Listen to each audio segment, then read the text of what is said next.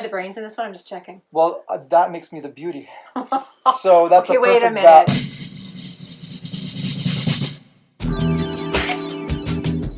We're going to talk about art. We're going to talk about why art. We're going to talk about the want of art. We're going to talk about why we want to make art and why people want to make art. There's just something you do. The way you hold me close, I just don't want to move. So I'm a big fan of alliteration, and I wanted to do Harleys and Hairspray. Story. There's 3 S's. No, succulent is not one of the S's. No, that's a treat S. That's a gift S. That's not one of the 3. It's like Christmas over. This is all foreplay waiting to turn into something bigger and better. Let me tell you about Dr. T. From Mad Love Music. He's a songwriter, producer, and ex-music prof. You can find him at Mad Space Love Space Music, and that's you, Dr. T. Makes me think about teeth. Or maybe my name, Tina. You a doctor with me? You're on. Tina O. Not just Tina O. Tina O Life. She's a super cool human first and foremost. She's also a writer. She's a speaker. She's a performer. She's a chaser and keeper of stories.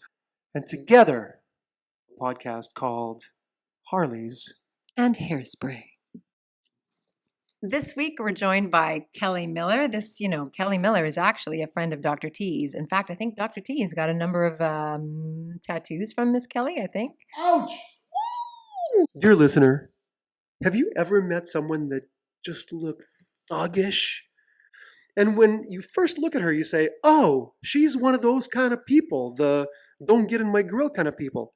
But what we discovered is that Kelly, in fact, is the most tender, loving, sympathetic, empathetic, yes, displays her love on her sleeve, and her other sleeve, and her neck, and other body parts which were, I believe, covered during our interview. Who is our guest today? Who is Kelly Miller of the Bowen Island Tattoo Shop? Well, my co-host, Tina O, will be only too happy to tell you more. Kelly Miller was born and raised on Bowen Island. It's a place where she's always found her inspiration from the surrounding wildlife, of which that includes both Dr. T and Tina O. That's the 2 of us. She's always been an artist. She's always enjoyed learning to work with new mediums. She tells us this story about starting her life drawing and then realizing, oh my gosh, you mean I can get paid for that? I can get paid for drawing. Yeah. So she chased that art. She was introduced to the world of tattooing in 2012, and when that happened, she knew that she had found her passion.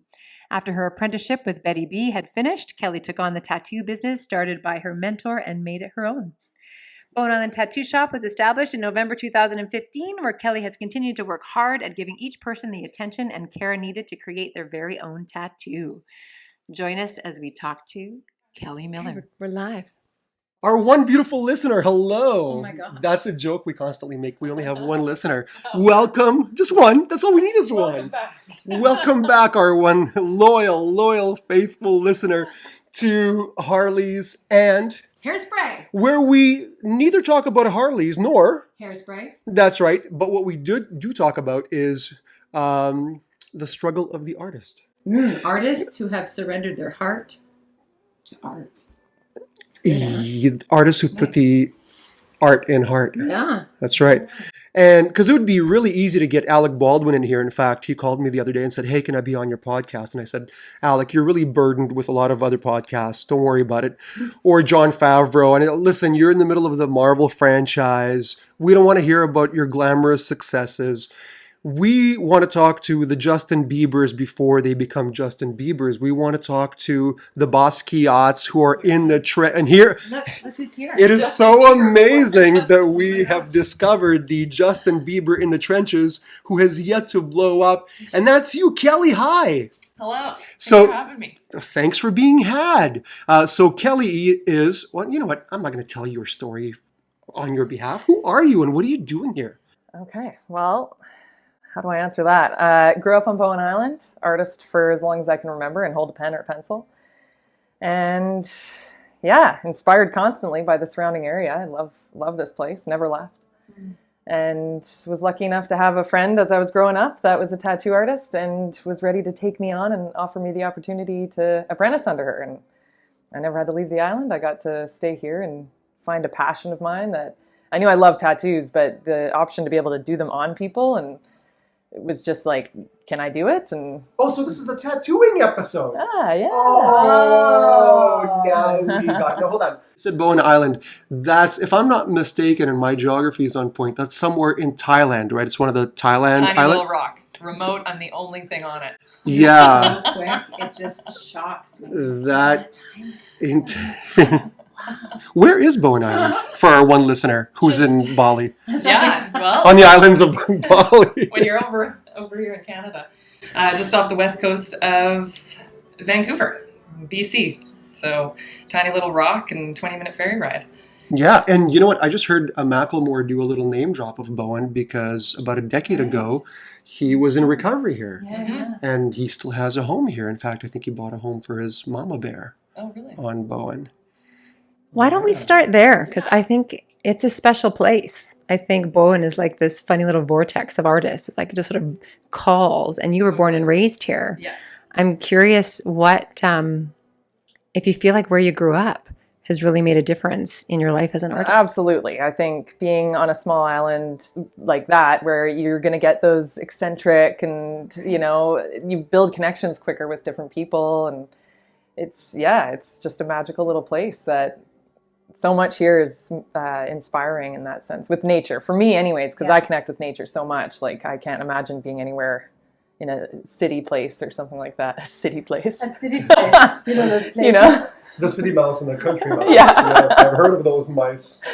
Correct.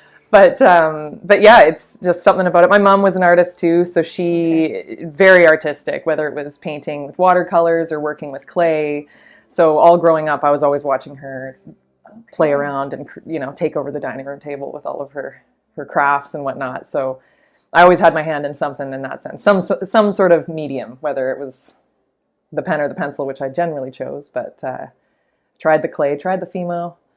And always back to the I need skin. drawing. Yes, something. I need skin. I can't tell you how often that Yeah. runs through my mind daily. I need skin.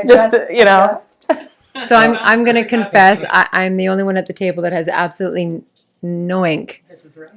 We're I actually have gonna do a no podcast while you're getting tattooed. ink. Oh, That's about that? the Surprise! Is that part? We're coming. Let's get the needle. Sorry, I didn't mean to interrupt your confession. You're such an outcast. Yeah, we're doing a dragon coming up. Perfect. Very Bowen. Very Bowen. Yeah. I'm the only one with no ink here. Is that going to change? I don't know. I don't know. No, honestly, a neck tat on you would be amazing. Rocket. The only thing I've considered is like a lavender right up the side. Ooh, Uh, yeah. A little our- sprig of lavender. Our Yeah. one listener who maybe is not seeing this visually, she just pointed to her rib. Up So to basically the from side. her hip up her rib That's cage. right. Yeah. And she languidly Just because with I- her finger I know how to just. choreograph I the do. line right up the side It's of another her. artist move. Yeah. Okay. So Kelly, if you were a rapper, would you, in your bars, would you spit that you chose the game, or would you say the game chose you? Mm, Oh, jeez. that's a good question. Yeah, I come here with a hard-hitting Dan Rather type questions. That's right. I think I chose the game. I think, just Okay. from the things and the people I surround myself with and what I chose along my way kind of led me here. So I feel like I chose it. And would you say that it was more artistically driven or financially driven? A little bit of both, one or the other? Definitely artistically driven, because growing up for me, my parents were supportive of everything I was doing. Like they were never like, you got to get a real job or something if I wanted to be, whatever. But for me, it still in my head was something like, oh, could I just draw forever and live, like, no, I need to get a real job, a 9-to-5 or something like that. And yeah, but then it just it happened. Here I am, and it's working. So I've surprised myself and I'm just running with it. Have you ever had a plan B? When I first started at the shop, I was working at the vet as a vet tech on island. And Hold on, you were tattooing animals? well, no, you're a traditional vet tech. yes. Okay. But I mean, I was able to do the identification tattoos, Oh, things like nice. that. And if somebody wanted an extra little heart or something like that, Of we'd course. do it. But not, I wasn't doing back pieces on hamsters or anything like that. Although that I would pay to watch that. Yeah. Oh my gosh, did we really just say that? Back Got- pieces on hamsters. I just took had to that- repeat that. I took that from my mentor because she made a joke about that years ago, and so yeah, no, we're not offering that service down there. But Although in the West End of Vancouver, you can get a hamster up your back piece. yeah, That's a different story. yeah, That's yeah, totally they offer a different whole world of story. things. Like, hey. So before the podcast, I was telling my two friends here in the space that I don't curse, but I am very frequently and wildly inappropriate. And that was a great example of that. Sorry, where were we? Yes, I think we make up for the cursing. That's here. right. Yeah. We got that handled, don't we? Yeah, on it. So that was your veterinary career, your short career, was sort of a plan B while you were building your plan A. Technically, that was plan A. I was working at the vet. I was starting to go into school, getting some courses figured out for my vet tech program. And then as I was prepping to do that, the apprenticeship opportunity was there. And it just kind of started to happen. And I was like, okay, maybe I can do both. So I was doing my apprenticeship while working at the vet, starting to do some courses here and there. But I'd run up on my lunch break, set up my mentor's station, Liz, or she goes by Betty B in the tattoo world. And, I'd set up her station or get things ready and then come up later, clean up or sit with her and watch while I could. I was really trying to make it all happen. And then, a few things in life happened and I stopped doing my courses and I started dropping shifts there and picking up more here. And then my apprenticeship finished and I had the opportunity to take the shop or leave and go work at another shop or however I wanted to take my tattoo self around. And I just jumped and took the shop over. And then after a couple of years, I just dropped the vet thing. And I was like, okay, I'm just picking one and I'm just going to put 100% into it instead of 70% into two things or something, 50% each kind of thing. I wasn't getting to move forward in either of them, I felt. So I was like, okay. So I have a theory. That's so valuable. I have a theory that the art that you are is going to chase you down until you do it. Yeah. And so I think it's pretty cool that, you were drawing as a kid, right? You were always doing that. And then you ended up in this job. But then look, there's this tattoo thing happening. And then you had choice to make. Yeah. Just wondering what you think about that. So the doors appear before you. Yeah. Your intended doors appear before you. Yeah. It's like it's going to keep knocking until you say yes. Yeah. And it was scary. I talked about it a lot. With my partner at the time or my friends, it was a lot of okay, I don't know what to do. And it was always the topic of conversation. And then it just kind of hit me and I was like, I just got to do it. And there was a few factors that kind of helped push me to just be like, okay, I'm giving my notice. I'm leaving here and that's it. But it all worked out and, And I'm just curious, you have to tell me what the details were, but those details that pushed you, were they possibly negative at the time or positive at the time? Were there things No, I'd say it was mostly positive. Okay. The influence from friends and family being you got to do this, or when I realized that I was having to say no to potential clients and things because I wouldn't have the time or whatever and things like that. And it was just kind of okay, I can do this. I'm going to do it. And just, that was it. It just was a decision and went for it. And it felt right as soon as I made it. I was like, okay, this is where I'm supposed to be now. So we, in our past conversations, we make mention of when we light up as we talk about our passions. And I just saw that in you. Your eyes were glistening and you started to sparkle when you were talking about going for it, and which negates my next question of any regrets. You don't even have to answer that. No, definitely no regrets. Okay, so you know what I find crazy? Yeah. If I was from a whole different galaxy and I landed here and I watched the ritual of somebody saying, I'm going through a transition in my life and I'm going to go to a stranger and I'm going to ask that stranger to mark me up. And they're going to do it on my skin, and they're going to use an ink-filled needle, and they will draw on me, and I will be their canvas, and it will be on me forever. that on the surface sounds insane. Yeah. I came in here, I had an idea, I was going through a life transition, and I trusted you with my body forever. And you drew on me with a needle, which doesn't feel good. and you put ink in my epidermis. Yeah. Like, that's think about how crazy that sounds. Yeah. That's kind of how I would talk to myself. Like, I'd say those sort of things to myself when I first was thinking of becoming a tattoo artist. When I was talking to my best friend Liz, and we're sitting there, and she's like, "You could do this, man. You could do it." And I'm just thinking, what? Like, sit and let somebody, like, somebody's going to want me to be in charge of that? Like, how? No way, man. I'm not. That's, I can't do it. And I love tattoos. I was getting tattooed. Like, as soon as I was 16, I somehow conned my parents into letting me get one. They came with me, and that was it. But the thought of doing it myself, I was like, how could I get to that point? But something about with art, it's like, self-expression or whichever, but it's supposed to make you feel something in some way. And whether that art is just something on paper or, installation, however it is. But the fact that suddenly I got to do that for tattoos, every tattoo is going to help that person feel something or make them feel something, whether it's excitement from the experience or getting through a life transition or a memorial piece or whatever it is. And the fact that, like, for art, that's what it means to me. And now I get to do that every time for a client. Like, that whole scared part I felt in the very beginning doesn't seem like, I don't feel that at all anymore. I feel the natural nervousness you're supposed to feel as an artist when you're doing this, but that's like, I need that a bit to... The responsibility. Yeah. It's the nervousness you feel when you go out on stage, which helps you be cautious and really good. And sharp, like I'm gonna... Exactly. I don't want to get too where I'm like, oh yeah, sure, come on, lay down, Hey. whatever. I love that distinction. Yeah.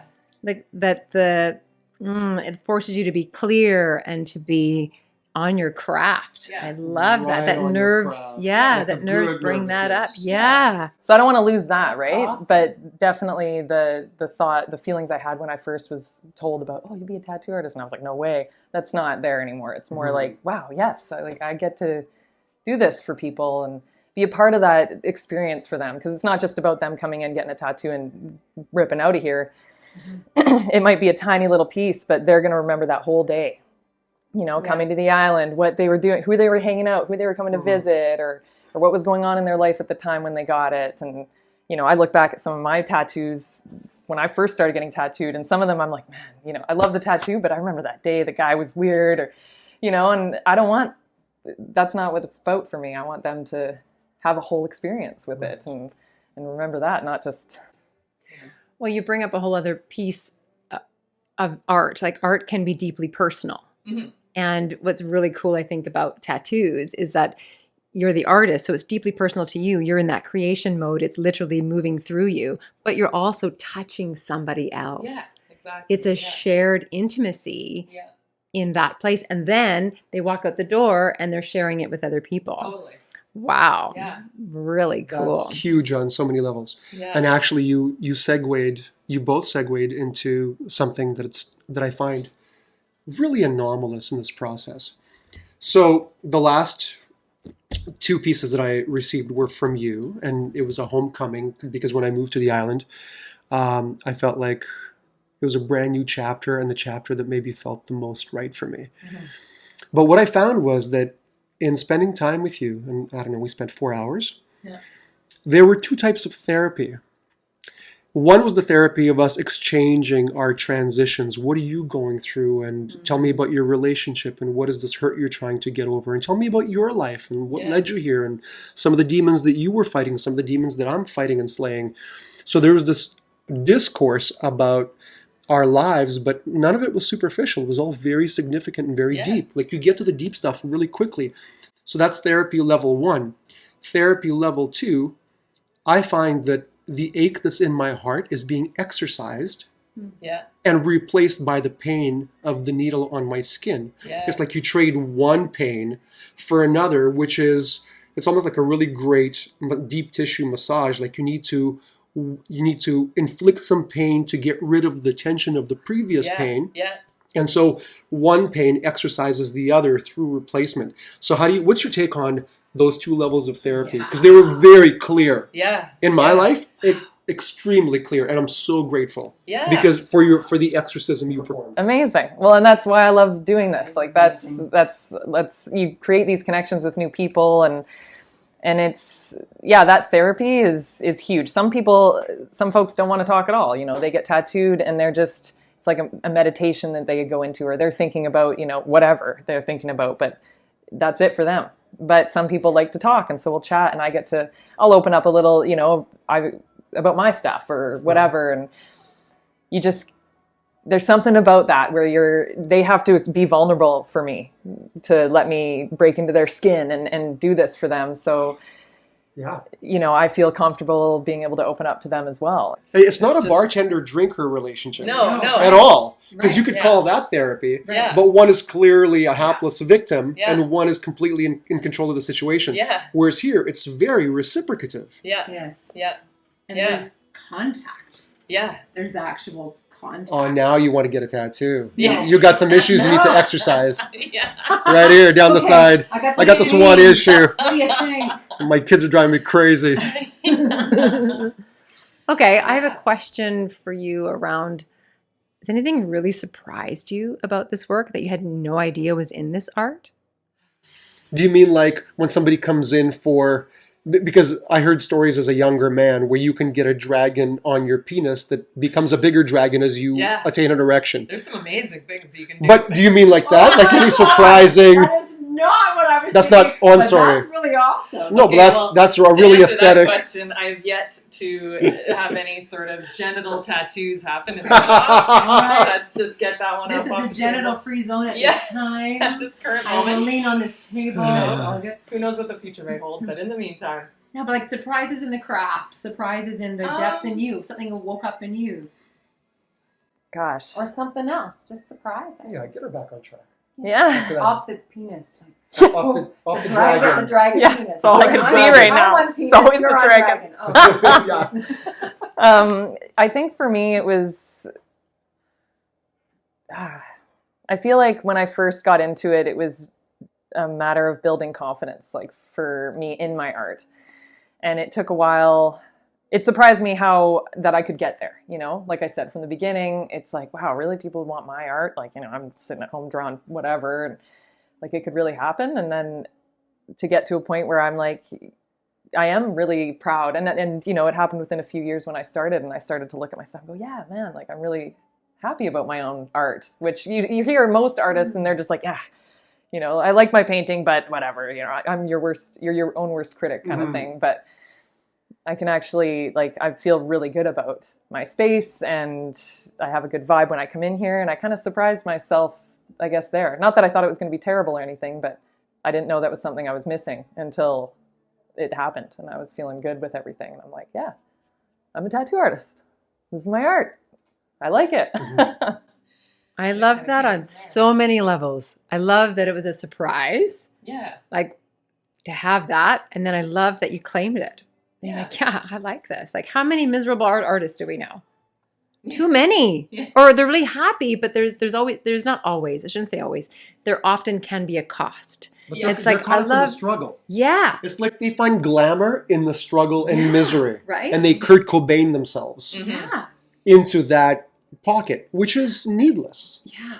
Okay, you don't necessarily get better art when you're miserable. You get different art, Yeah. not Totally. necessarily better. Well, and on that, so there's another thing that kind of surprised me was like, cool, I get to draw forever. You know, this is what I do now. I get to draw, but realizing that like, for me, it's not a matter of just, okay, I just need to be alone and I'll draw a bit or something. I need to really be in the right headspace. I need to be in the proper environment. I need to, and I'm talking like, I got to have, you know, my favorite show going on over there. I need some sort of daylight coming in somewhere, whether it's night or not, like just outside view and snacks, you know, all my things. Like I got to have all this stuff. And if I don't, then I really have a hard time getting into it. And it surprised me how much that can block me. So, you know, whether it's like mental stuff going on or, you know, stress or whatever, I just like haven't had a chance to sit by myself and get into that zone. Like, I was like, man, this is harder than I thought. You know, I thought I could just kind of be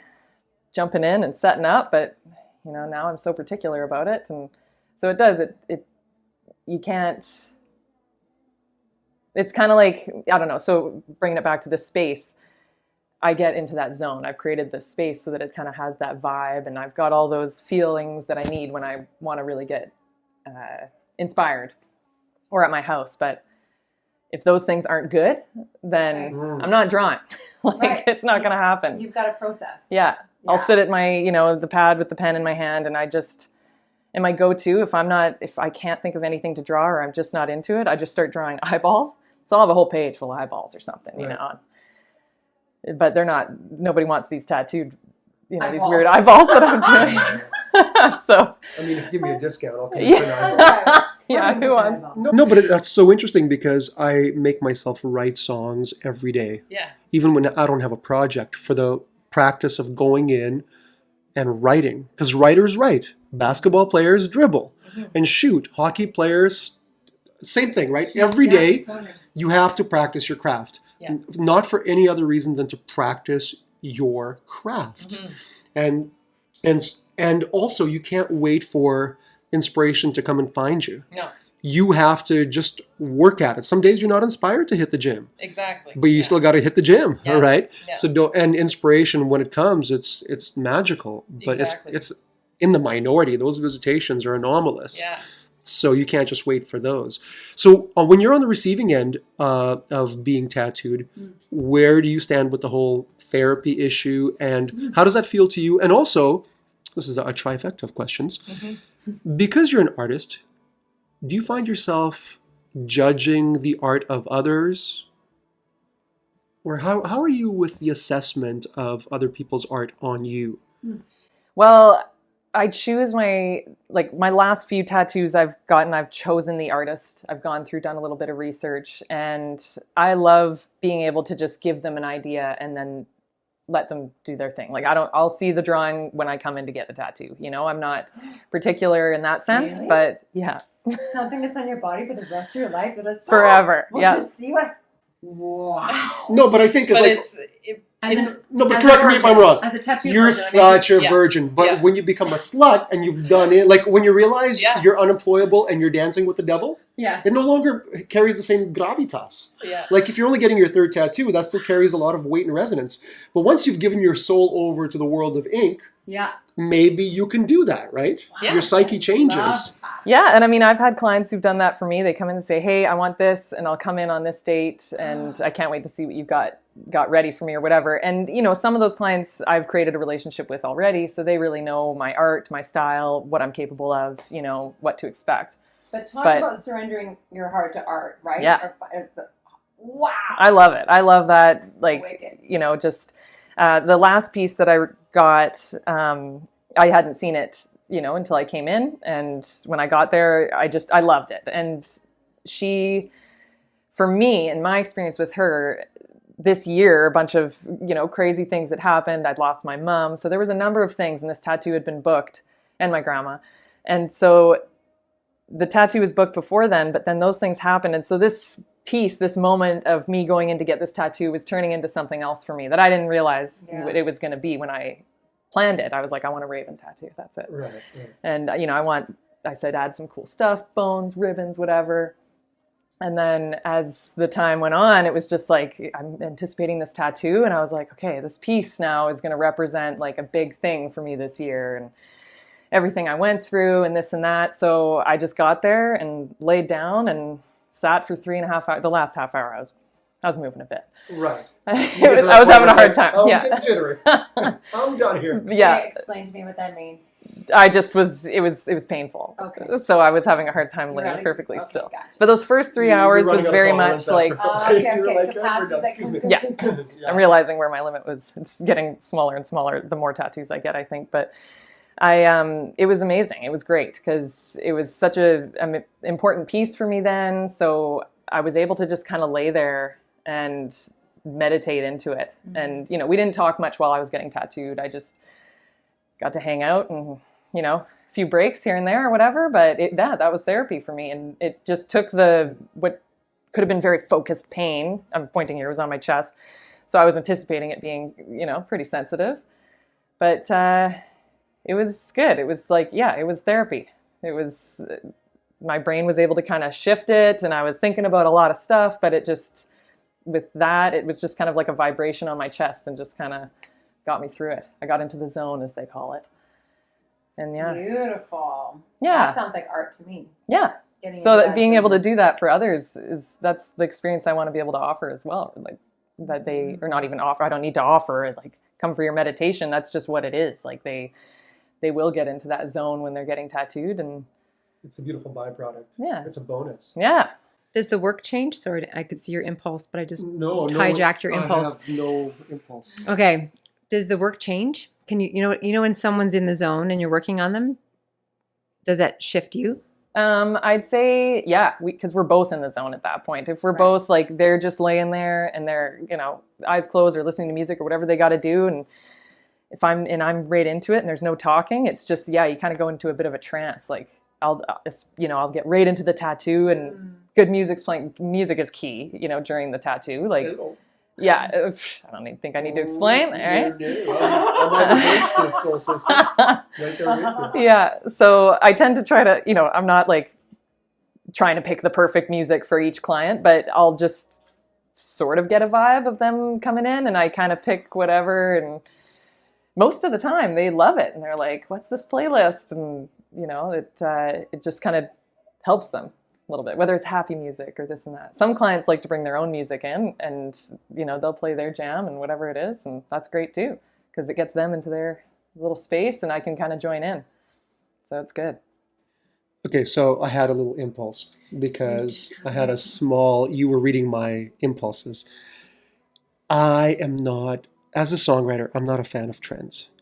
EDM, everybody's doing EDM. The modern country, everybody's doing it. And so there's, 3 or 4 year periods where everybody's jumping onto the R&B train or the whatever genre and trends.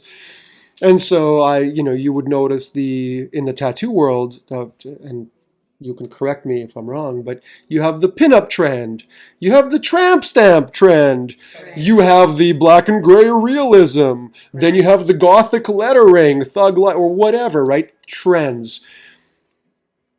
How do you feel about trends? What are the current trends? Why does everybody now have a rose and a lion somewhere?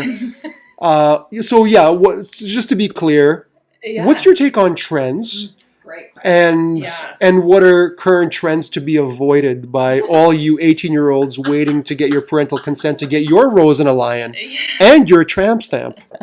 Okay, tramp stamps. We've moved past tramp stamps. I'd like to think. Yeah.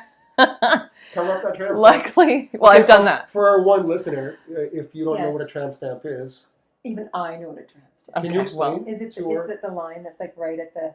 Just some design, usually floral or tribal, just like right above the butt line? crack. Yeah. Yeah, it's a beautiful piece. Doesn't say tramp on it, just to be clear. Yeah, so it's a beautiful piece. I just threw that in there. Yeah, sneak that. Fantastic. So trends, I mean, they happen, and I think it's back to the experience thing that I was saying. Like, if people want to come in, and so some trends are, like a single little wave, or for a while it was dream catchers or the feather turning into birds. Like, you see them a lot. But if somebody comes to me and asks me for one of those tattoos, I try to make them a little more custom to each person. Sometimes like the tree silhouette, sure, we see it a lot, but I will draw it right on the person each time. Like it cannot be the exact same as one. Like the branches are going to be different. Sure, it's a tree silhouette, but it's their tree silhouette. So it's what it means to them, and what experience they were having when they were getting it, or why they wanted it, or whatever. And I mean, it's something like that. I think is kind of timeless. Same with flowers, like you can roses and things like that. Like that's a timeless design. If you're coming in for the barbed wire around the arm or something, which I've not, so hard. Just like the single band or something like that, then I might kind of be like, why? What's your meaning? Yeah, exactly. Tell me a little bit about that. Maybe they do. Cool. Okay. Well, that's your reason, and Okay, well, that's what I'm curious about next, because I'm a story gal, right? Mm-hmm. So when people come in with wanting a tattoo, do they tell you their story? Like, how does that happen? How do you? Sometimes, if they're comfortable enough to, and that's what the consult's for. We either do it over email, generally in person, or text or whatever. But it's if they seem comfortable, or if it seems like if I feel it out and it seems okay to ask, I'll say like, hey, what's the meaning behind this piece? Generally they want to tell you, you know, because it's theirs and they want you to understand the meaning and depth behind it. But yeah, right away they kind of have to open up to me. So, you know, I want to make sure they feel comfortable through the whole process, or that they are comfortable the minute they walk in so that they can tell me. They don't kind of freeze up and go, oh gosh, I don't know if I want to tell her why I'm getting this, or feel embarrassed or something like that. Like, But how are you so gangster and such an open soul all at the same time? I'm sitting with the same question. Right? Because to open up to you, you have to be a really shiny soul, which you are. You're like a bright, Yes. beautiful human. Yeah. And yet you're just such a gangster chick. So how do you combine those two worlds so seamlessly? You might have a gangster filter. I'm just like, yeah, I have no Right, idea. I feel like gangsta. I don't know. The person, like the visual, like the first impression maybe is what the gangster side comes, just because I have like neck tattoos or something. Why do you think? Well, I've never seen you wear a baby blue or pink. Okay, so You're yeah. typically in the black and gray Yeah. realism hoodie. Yeah, so I think that's just like first impression. Wait a minute. There's a realism hoodie. I No, love it's just that like, because it said term. black and gray. And That's now a it's black like, and gray realism. by the way, I got to get some of the swag, so let me know when you have the tanks. Okay. Yeah, I know. I look at his little shirts right I'm ready for the tanks. now. It was, it might have been the neck tattoo that gave you away, perhaps. Well, no, because you've crossed the line of societal definition. Yeah. Okay, well, maybe let me ask you this. Do you know that society defines you in a different way that it would define someone without ink? Totally. Because you have so much of it on you. Yeah. So you have decided to shake hands with society's definition and say, okay, you can define me that way, and yet be the polar opposite and be this beautiful, sunshiny soul. So I guess there has had to have been a decision made by you saying, I'll dance with your definition of me, Yeah. but I'm still this. Yeah. And you decided to have that duality. You're very binary. Yeah, I mean, I guess it's funny because I talk to my friends about this when I see photos, and I'm like, man, I got tattoos. Like, I don't picture myself with like tattoos, you know, like stuff. Like, I still, when I think of me and I'm looking at me from the outside, I picture me grade 7, like, you know, like Right. I'm just, It's not tattoos. It's yeah. tattoos. Yeah, or like, hey, can I come sit with you guys? Like, you know, like that's like, That's I really don't sweet. feel like, Just want to be one of the cool kids. yeah. Oh my god. That's really So, tender. I mean, it's, You can sit with us. yeah, thanks. That's so tender. Oh my goodness. But I mean, at the same time, like, I just don't, like, yeah, the tattoos, I got into them at day one. My first tattoo was a little outline of Bowen, and that was like, that was super special to me. And I was in high school, so, you know, the Bowen kids were always like the weird ones over in West Van at that point, and, you know, whatever. So I got to represent Bowen Island and be like, yeah, I'm a proud Bowen Islander. And that was just kind of the beginning. And since then, it's just like, when I want a tattoo or I'm feeling like, oh yeah, I want to get something new, I can picture it on me already. I already know. I'm like, okay, so in this space, I'm going to have this. And I'm set. I'm doing it. And I just don't care if that bothers someone. Like, if I went in to go to a job and they were like, sorry, you know, Right. you got a cat owl on your arm, like, you can't be here. And I'd be like, okay, well, I don't want to work here then. Like, I'd figure out something else. So Yeah. I guess you kind of have to have a bit of that attitude if you're going to Yeah. be open about your tattoos and be prepared to show them all the time, kind of thing. But So you're living on your own terms, which is the yes, yeah. Yeah. And I mean, bringing it back to Bowen Island, it's been an amazing year, except, like, I don't know, I've never felt a backlash on Bowen of like, oh, what's the weird tattoo girl's coming here, you guys, like, don't know if she can be here or something. Like, I've never, You haven't heard the talk? Yeah, it hasn't made it to me. Sorry. Yeah, I say, Shouldn't have revealed the people- talk. That's right. He can People still want to hear it. talk He shit about me hasn't been too. here as long. Yeah. He can still have those ears. I'm 12 years in. I hear a little bit. Yeah. but I mean, that's the Bowen thing. If people want to talk about you, that's great. Just don't let you find out about it. Like, do it behind my back. Yeah. And if you do that, then great. Okay. Well, this is great. We're on the Bowen thing because I was thinking, okay, so my answer to your question about you, Kelly, is you like, why are you shiny? How is this? Why are you so warm? Is because you grew up here. Yeah. And there really is a bit of this small town. Like there's something about small towns. I remember when I first moved here and I went up to the office, which is no longer there, to pick up printing or whatever, and it was really expensive. Yeah. Because, city prices for printing is different than the small. And I actually gave her some attitude. I was like, what? Like, what? That price? And then I was like, you're going to see her in the grocery store. Yeah. Shut up. And it changes you. Like, it changes you. And it's beautiful. Yeah. And I just wonder if you notice a difference, or when those city kids come in and get tattoos, what's it like? I don't know. What do you notice as a Bowen Islander? Yeah, I think, I don't know. I was just never given, for me, I feel like I was lucky. I was never given the chance to feel bad about expressing myself like that. Like my parents were very supportive of whatever I wanted to do.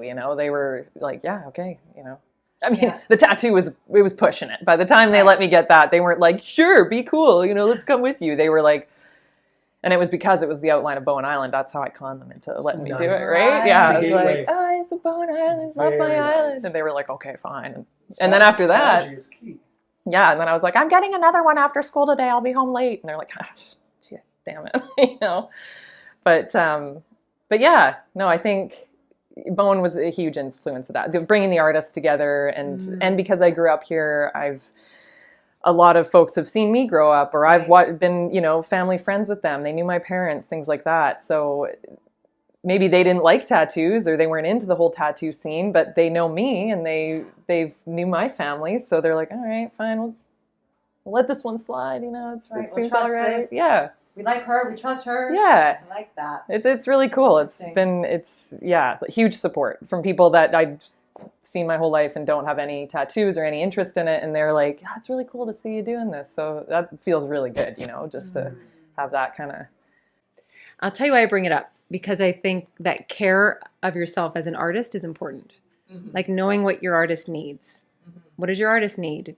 Like, I love the way you described you got all the things that you need to be in your process. And I think community for some, not for everyone, but that's important. Huge. Right? Yeah, absolutely. Big old family on Bowen kind of thing, right? So, and at a great places of safety, man, we'll take big risks, right? Yeah. Which is kind of interesting too. Yeah, totally. Yeah, so true. So, Kel, are you best at what you love to do? So let me ask you in a different way. So, for example, you do lettering. Let's say you're a tattooist that does lettering. Yeah. And it's your favorite thing to do. Are you also best at that discipline? Do those two merge for you? Or do you find that you're way better at something that's not necessarily your favorite, but maybe you've just spent more time cultivating it? Yeah. Yeah. I'm wondering So about that working in concert. I found that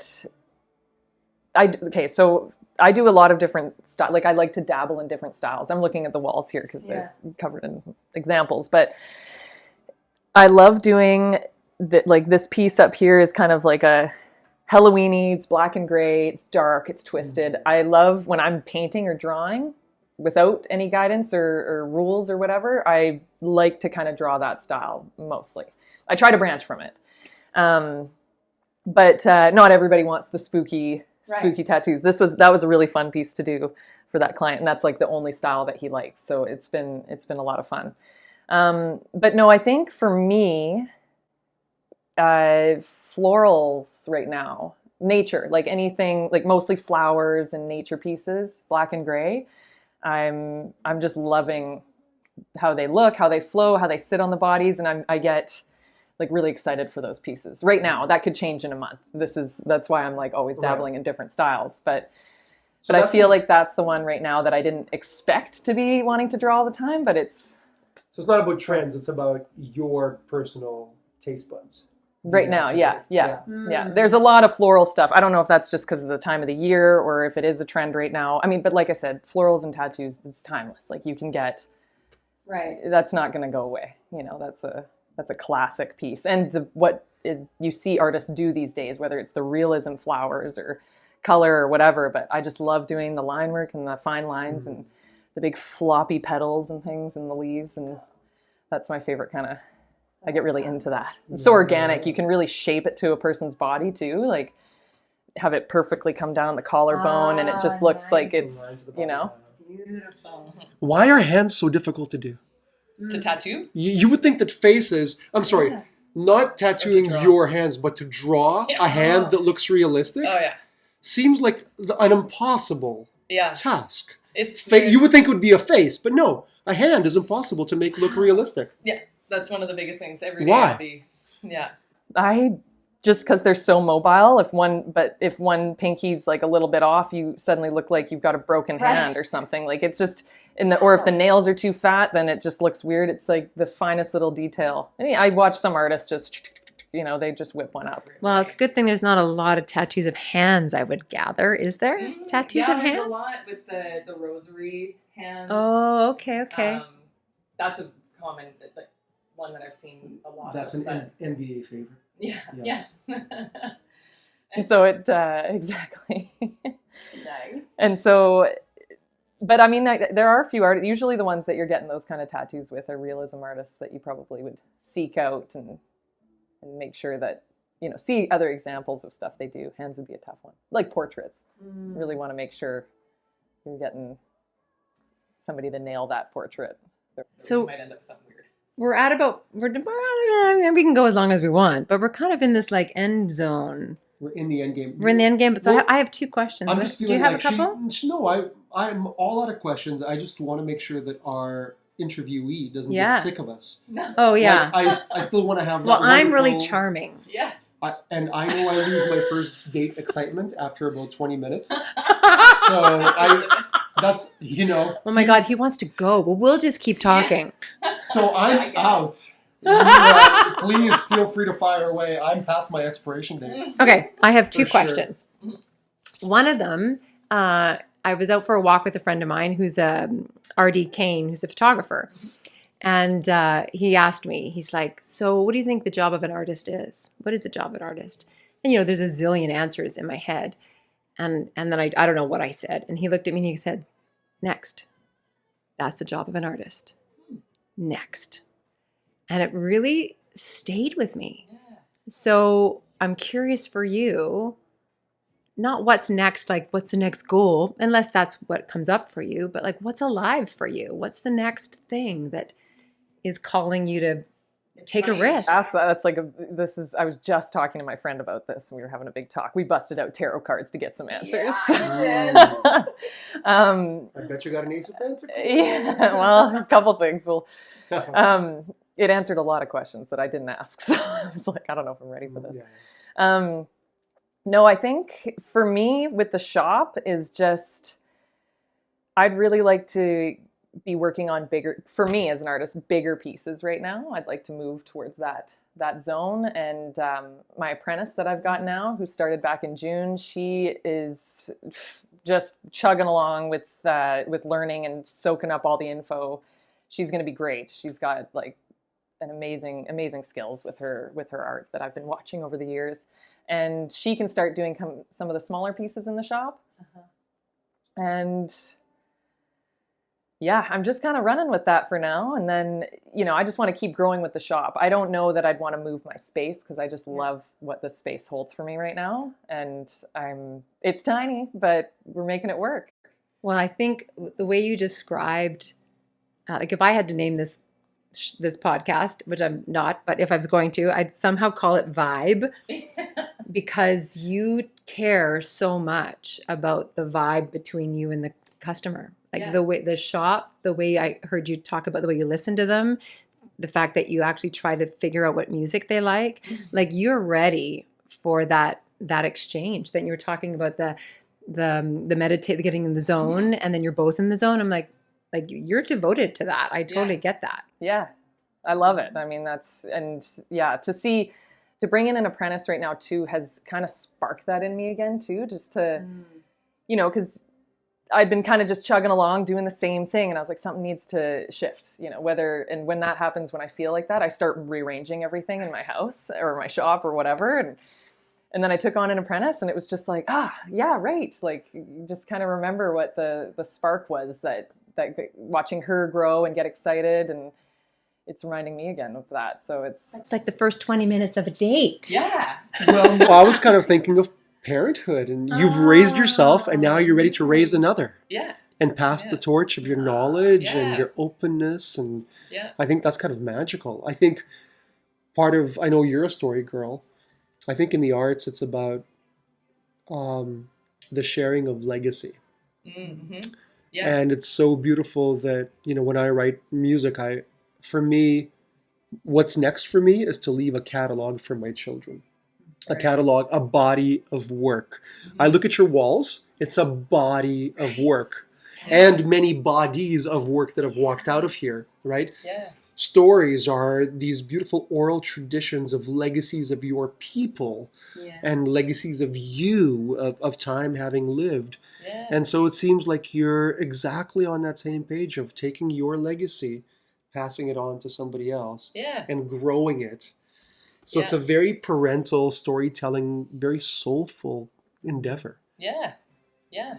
That's great.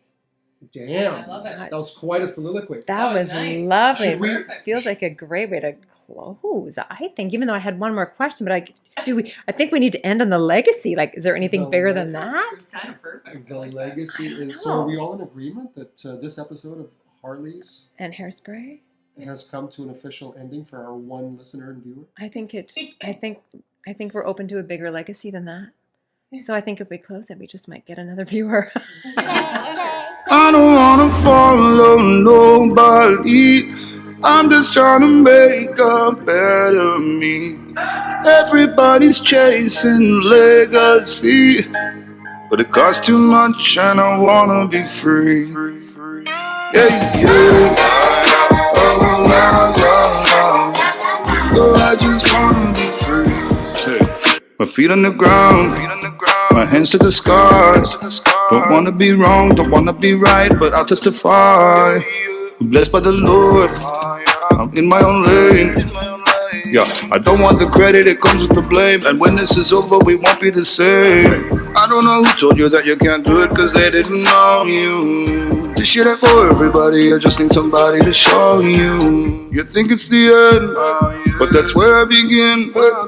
They want me to fail, but I'm built to win. I don't wanna follow nobody. I'm just trying to make a better me. Everybody's chasing legacy, but it costs too much and I wanna be free. Yeah, yeah. Oh, la, la, la. Oh, I would rather be free. Yeah, yeah. Oh, la, la, la. Oh, I would rather be free. You're digging for gold. It's fake like your friends. It's all a mirage, a yellow brick road, but here's where it ends. I'll be a star, I'll light your way home. Trapped in a maze, turned out amazing, you'll never be alone. I don't know who told you that you can't do it, cause they didn't know you. This shit ain't for everybody, I just need somebody to show you. You think it's the end, but that's where I begin. They want me to fail, but I'm built to win. I don't wanna follow nobody. I'm just trying to make a better me. Everybody's chasing legacy, but it costs too much and I wanna be free.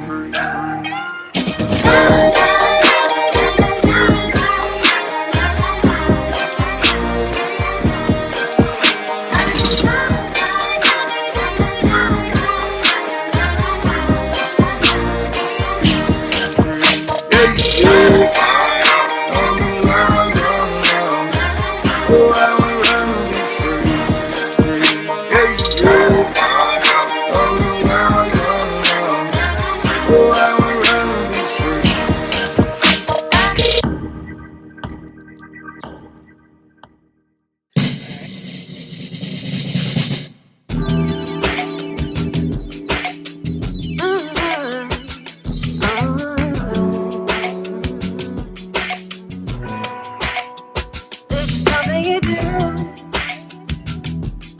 The way you hold me close, I just don't wanna move. And it's not just physical, I'm still part of you. You can't say that! Oh, I didn't realize we were live.